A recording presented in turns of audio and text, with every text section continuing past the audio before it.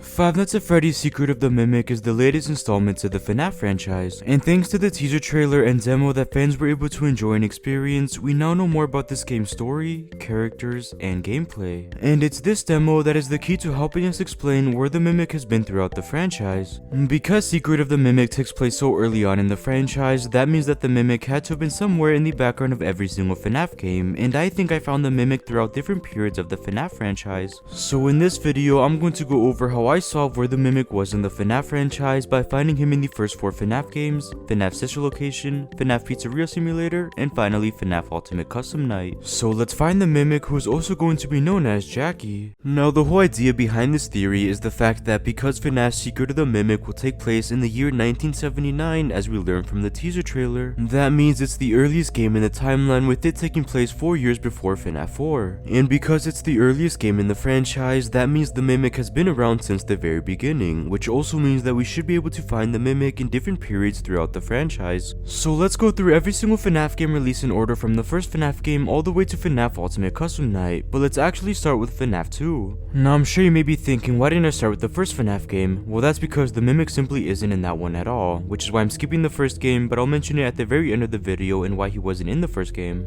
But I do think we can find him in every other single game, which is why I want to focus on them first. So where is the Mimic in Fnaf 2? But for a quick disclaimer, everything in this video is just a theory and nothing is confirmed. Obviously, while these games were being created, they never had the intention of referencing the Mimic, as by these points he didn't even exist. But now that he has such a strong presence in the franchise, I think we should be able to find him in these games without disrupting the game's lore or story. I essentially want to fit the Mimic into the already existing lore while keeping one coherent story. And specifically, we should be able to find references to Jackie and her design, which is clearly based on a clown. We can assume that Jackie is supposed to be the same character as the Mimic, and she has already been confirmed to be the main antagonist in Secret of the Mimic. So starting with Five Nights at Freddy's 2, finding the Mimic in this game was the easiest as someone already found him. I'm sure by now many of you have seen Game Theory's video where he explains why this paper play is actually a direct reference to the Mimic. Now I recommend watching the full video to understand this idea and theory, but for a quick recap of that video, it's believed that this paper plate is supposed to be a direct reference to the Mimic as it was based off of him. The paper pals consist of Freddy as it has his ears and bow tie, Bonnie as it has his ears and colors, but the third and last paper pal feels out of place as it doesn't resemble any of the other animatronics. They could have included any other paper pal based on an animatronic, like a paper pal for Foxy or Chica, but this paper pal specifically was added to the group even though it doesn't resemble any of the other animatronics.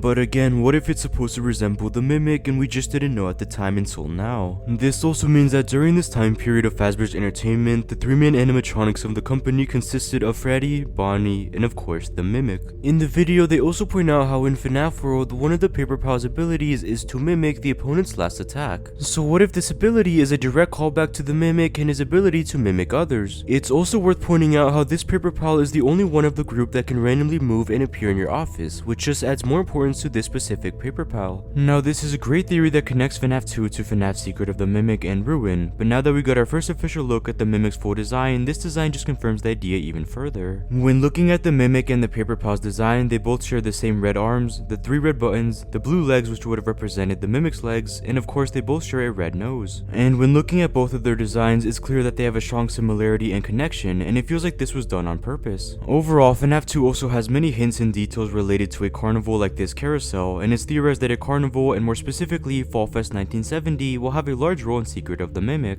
So this game's close relation to a carnival can just be another way this game is connected to the Mimic and his future game. But again, the main way we find the Mimic in Five Nights at Freddy's 2 is through this paper pal. But moving on to Five Nights at Freddy's 3, I believe that we find the Mimic in this game through one of the franchise's most mysterious characters, Shadow Freddy. Now I know that may seem like a stretch and like a random solution, but it would be a perfect way to connect the Mimic to the early era of the franchise and to this character. In Help Wanted, we learn how the Mimic, who is glitch up in this game, mimics Willie Mafton and his actions. He wears a version of the Spring Bonnie costume, and he even mimics the missing children incident in the canon ending when he stuffs the player into one of the animatronics. And in Fnaf 3, Shadow Freddy also mimics Willie Mafton. In the minigames between each night, we see Shadow Freddy lure the 4 different animatronics into a room where Willie Mafton dismantles them. The same way Willie Mafton lured 5 children into into a room and murder them. Willie Mafton is using Shadow Freddy to mimic his actions, so what if Shadow Freddy was actually the mimic or at least somehow connected to him? But first, we need to understand the Shadow animatronics. Well, all of the main theories around Shadow animatronics revolve around one idea or one thing, which is Remnant. Remnant is mentioned a couple of times in Fnaf's sister location, Fnaf 6, Fnaf AR, and of course in the books. Remnant is the term for soul energy, which can take the form of a metallic substance which can bind souls to inanimate objects, so it's widely believed that these animatronics are made of pure Remnant. But if Shadow Freddy is pure Remnant, then how can he possibly be the mimic if he is a physical animatronic?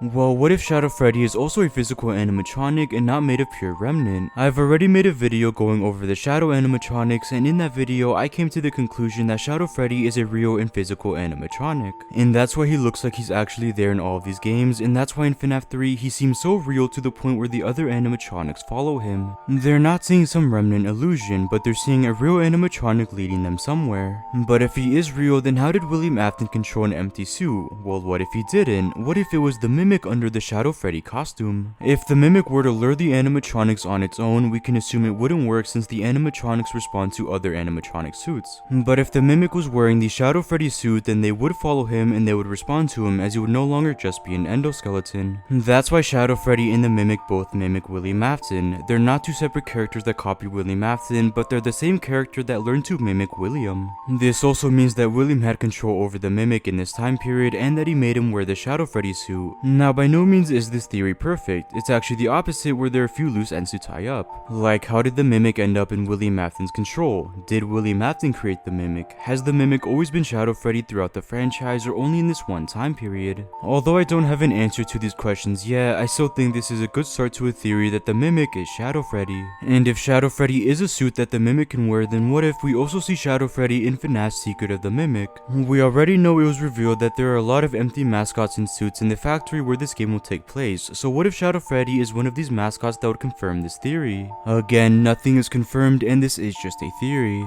But when looking at Five Nights at Freddy's 4, finding the mimic was much more complicated, especially since there isn't a direct reference to this character like a paper pal. When looking through the main gameplay, I couldn't find anything. When looking through the minigames where he plays the crying child, I still couldn't find anything. And even when looking through the secret minigames, nothing was a reference or even remotely connected to the mimic. But that's when I considered a much simpler solution that connects to the mascots from Ruin and the mascots from FNAF's Secret of the Mimic.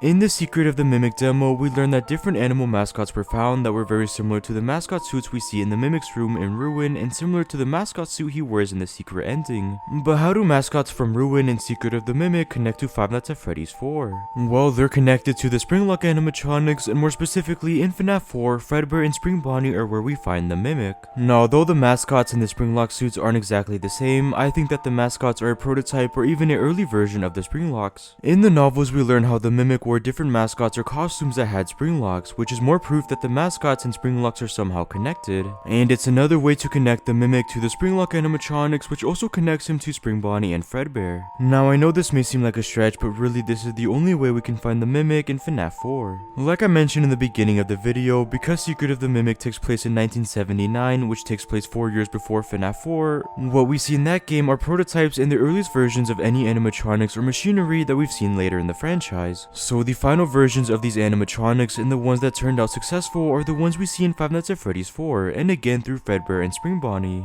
And in Secret of the Mimic, there's a chance we'll see early versions of Fredbear and Spring Bonnie or other direct references to these characters, which will just be another way the Mimic is connected to Five Nights at Freddy's 4. Moving on to Five Nights at Freddy's sister location, I believe that the way we find Jackie or the Mimic in this game is through the main animatronics, and more specifically, I'm talking about Ennard and Circus Baby. Immediately when comparing Jackie to these two animatronics, they look very similar as they all have a white facial, accents of red throughout the body, a red nose, and it's clear they all share a clown theme, so what if these animatronics were inspired by the Mimic? Well, in sister location, we actually learn that Circus Baby was inspired and created for William Afton's daughter, Elizabeth Afton. Daddy, you let the other children go see her. Why won't you let me go? Daddy, just once let me go play with her. She's so pretty and shiny. Didn't you make her just for me?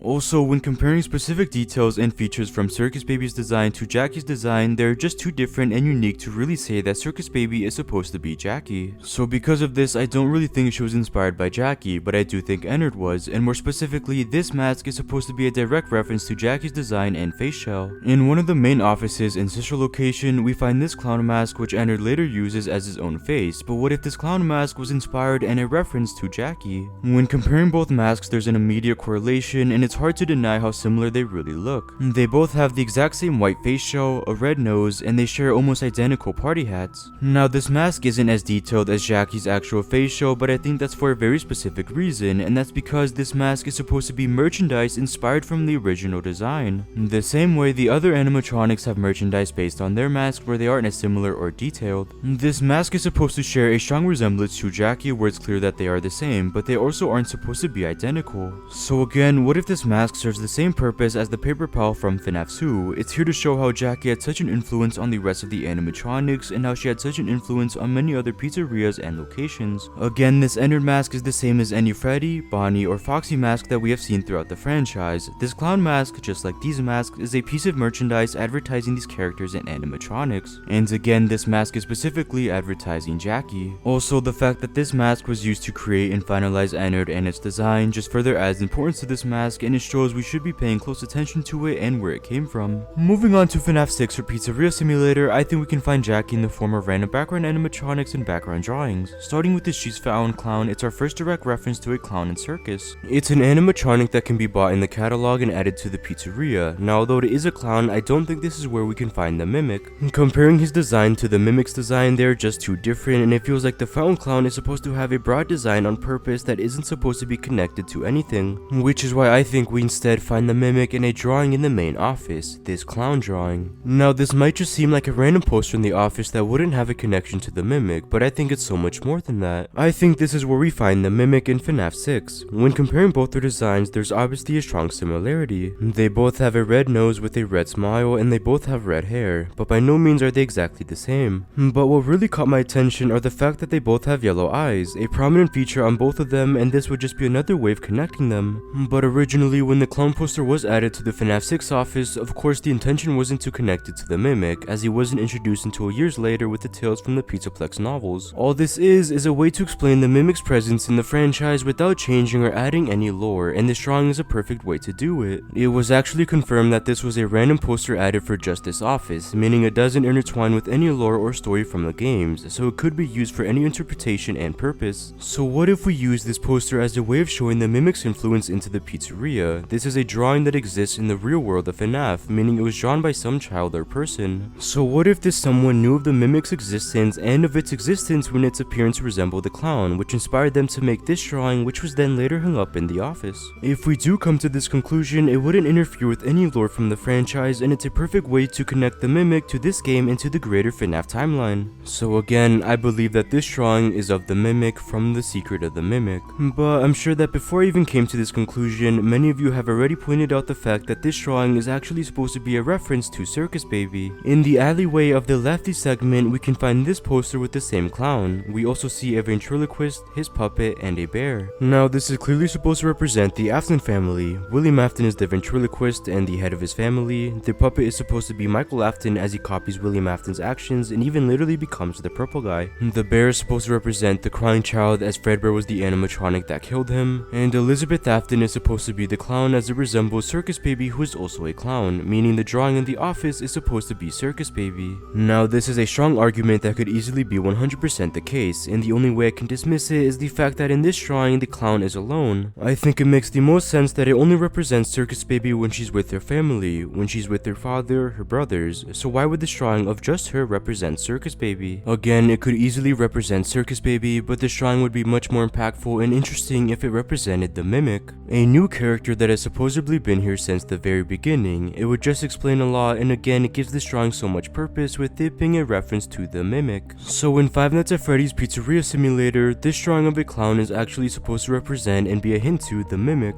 Because of their similar designs, and especially because of their same yellow eyes, the Mimic has always been in FNAF 6 in the form of this clown drawing. And if this clown drawing does represent the Mimic, it wouldn't interfere with any past or new lore, but of course this is just a theory. Moving on to Fnaf Ultimate Custom Night, I think we can find the Mimic in the form of random background drawings in the main office, just like Fnaf 6. This might just seem like a random poster in the office that wouldn't have a connection to Jackie, but I think it's so much more than that. I think this is where we find the Mimic in Fnaf Ultimate Custom Night, and it's also a perfect way to connect the Mimic to William Afton. Like the poster from Fnaf 6, their designs are almost identical, and it's clear they share a strong similarity. So in Ultimate Custom Night in the main office, we find this clown drawing, which is the exact same clown drawing as the one from Fnaf 6. If we use the same reasoning from Fnaf 6, what if this drawing is also supposed to be the Mimic, and this would actually make a lot of sense in the context of this game. In Ultimate Custom Night, William Afton is being tormented by 50 of his creations for eternity, and he's constantly being reminded of his creations and their failures. Now, although in the novels we learn that Edwin Murray created the Mimic, we still know that William Afton and the Mimic are connected in some way, as in Help Wanted and in Security Breach, the Mimic attempts to mimic William Afton and his actions. In the virtual world and in the VR game, the Mimic chooses to represent himself as William Afton and with his own Spring Bonnie costume that was labeled as Glitchtrap.